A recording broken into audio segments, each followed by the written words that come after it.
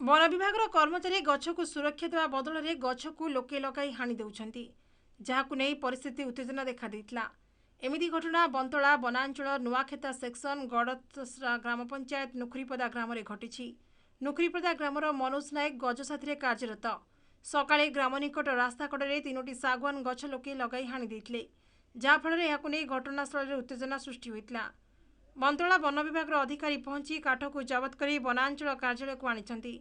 One विभाग मनोज नायक कौन पदक्षेप ग्रहण कर वनांचल अधिकारी प्रसन्न साहू को गड़तरास ग्रामर सरज सामल दाबीपत्र देइछंती। दाबीपत्र में उल्लेख कर जड़े साधारण लोक जदि गोटे गछ हाणी देउछि वन विभाग कर्मचारी कड़ा कार्यानुष्ठान ग्रहण करुछंती।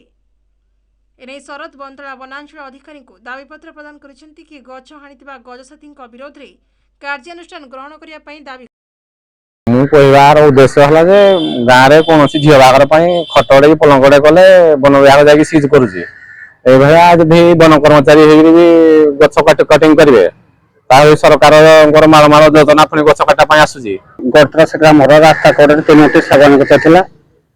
मनोज नायक साथी साथी रही जदि रक्षक भक्षक भाव में जदि गछ को नष्ट करेंगे ग्रामवासी कौन ये मनोज नायक से गछ साथी